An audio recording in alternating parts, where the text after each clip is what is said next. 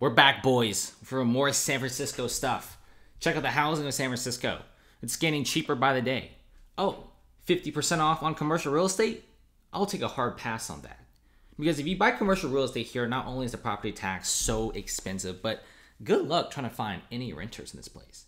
I mean, San Francisco is even offering you 50 G's to open a store here, and more and more storefronts are getting more empty.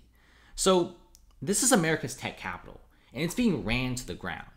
And we have some pretty crazy news today that will probably shock you, especially for all the guys out there who are wondering if you want to move to San Francisco. Short answer is no, don't move here. Much rather go to places like Las Vegas, Austin, Miami, where there's a pretty big tech scene over there. So check this out. Owner of San Francisco hotel that first opened as a breakfast joint back in 1953. This is a store that's almost a century old, has become a staple center for the tech giants. They usually get a lot of, tech guys, VC bros, and also finance guys going down there. They have finally shut down shop for good. They blame the city for not supporting business owners, and it's crazy. I really don't understand how a city could just straight up not support business owners, but also expect to get paid and to help people on the streets. So here's the thing about San Francisco that I don't get. Okay, you look at location, zoom out, look at the map. It's fantastic, right? You got water. It's a peninsula. Location great. Weather's great. The fog looks pretty amazing on the Golden Gate Bridge. Real estate is some of the finest in the world, and they sell for millions of dollars, but not anymore. So it really makes you wonder, a city that is so capitalist, like a startup town, San Francisco, but at the same time, they hate it when people open businesses here. They have all sorts of really crazy laws that if you just want to open a casual restaurant in the place, you got to go through so many hoops and bounds just to open a restaurant, let alone something like a fish market or a grocery store, something like more massive in size. So you have that. And then you also have San Francisco restaurants, business owners, these guys, they call the police because literally people are urinating in front of their store. Okay, people are, pretty much pooping in front of the streets or shooting up heroin or something. And cops don't even care. Okay, now, don't get me wrong. I'm sure the police officers want to care, but they just can't, right? San Francisco has too many problems. The police are really underfunded. And seriously, San Francisco's police budget really needs to have a pretty fat increase because the amount of crazy stuff happening in the city, they are stretched so thin. In Oakland, dial 911, and you got to wait like you're waiting on Spectrum or Chase. It is insane.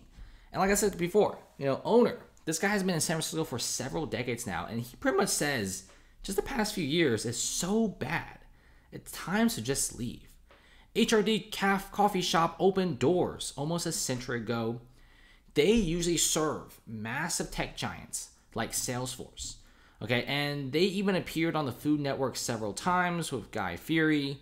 And this is, even though it looks like a very small and old shop, but it's extremely iconic. It's a shame.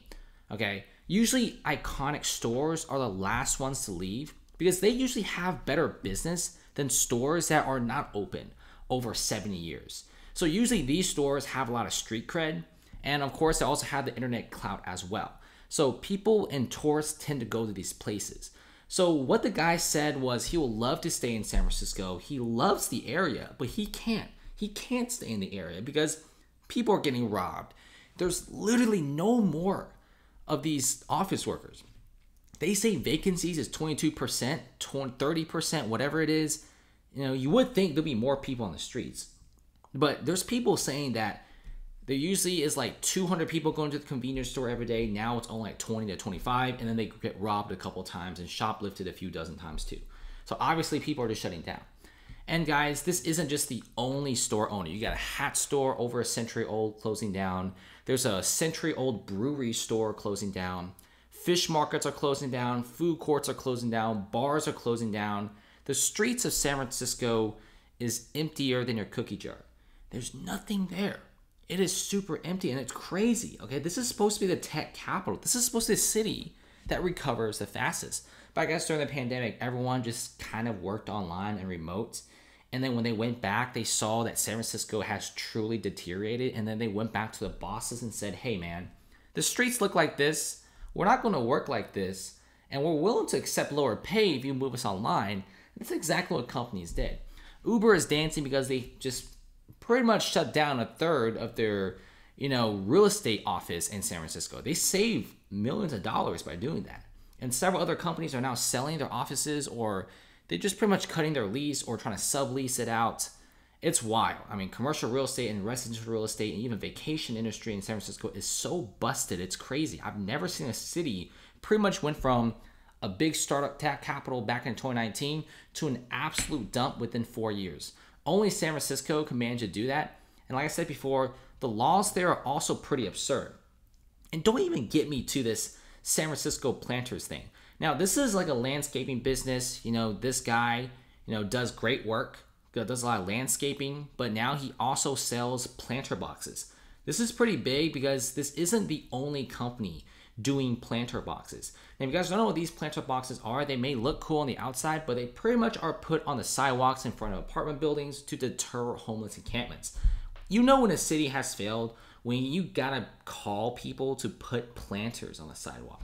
I mean, there's just tents everywhere. I mean, there could be like 5 tents in front of your condo building or a business, and you call the police or the city, whatever. They come over, they look around, it's like, oh, I guess we'll clean it up later, and they never come back. And the tents are just there, your business deteriorates, your apartment complex, of course, goes down in value, and then people leave. There's no foot traffic in that kind of area, and eventually that place just rots out, property values dropped, businesses closed. So now a lot of people are buying these planter boxes, and this is actually a big business. Planter boxes is actually a money-making business. And like I said before, there's several other companies doing these planter boxes. Some of them do just straight up massive rocks. Imagine you're just walking through a sidewalk and you just see like a giant square rock in the middle of the sidewalk. That's crazy. Only in San Francisco, guys. You can't even make this stuff up. It's wild. And like I said before, San Francisco is already launching this massive new grant. It's like 50 G's for you to come in and open a store. Are people coming in and opening stores? I'm sure there is, but I guarantee you most people are not. Go on the subreddits, go on the forums, look at San Francisco business owners. Most of them are advising people to just leave. Business owners right now, most of the people I've looked at and people who share their experiences, they're still open in San Francisco, but they're already researching other areas to move to. The stores that are still making a few more bucks, they're staying a little bit longer. The stores, which is most of them, are breaking even or losing money because of the shoplifting, lower foot traffic, all this kind of stuff. They're deciding to move out in massive droves. San Francisco has truly become just a pile of degeneracy, in my opinion. I mean, this city was pretty vibrant. Even back in 2019, people put up with the Tenderloin District. The Tenderloin District was pretty bad, but people were willing to put up with it because it was just contained in the Tenderloin District. But now you could be walking around in Fisherman's Wharf and you see like a few guys on drugs and, of course, a few tents here and there. It's wild. Okay, why would anyone go to vacation in San Francisco? Not even Chinese tourism is coming to San Francisco. And Chinese tourism is popular in many, many first world countries around the world, just not San Francisco. And like I said before, the city has its priorities wrong. The priority should be you clean up the streets, you get the businesses back, because if you clean up the streets, the businesses will naturally come back without doing $6 million of ads. Just clean up the streets, okay? Make it semi-safe. You don't have to go 100%. You can go 30, 50% and people come back. And when people come back, you tax the crap out of them because they don't even mind that. And then use the money to help the homeless population. Okay, at least San Diego is doing that. San Diego is actually banning tent encampments in their downtown region and several areas in the city. And they're actually saving their businesses. San Diego is. As bad as San Diego is, I gotta give them a round of applause. And San Diego now is taxing businesses and now actually using their money to help the homeless in their city and the people who are mentally ill or addicted to drugs. That's a W right there. But San Francisco, I don't know what's going on, guys. Do you know what's going on? This is happening. People buying planter boxes. They're giving you 50 G's to open a store. Owners say that the city is bad and you got to be pretty crazy to move here. I have no clue. I have no words to say.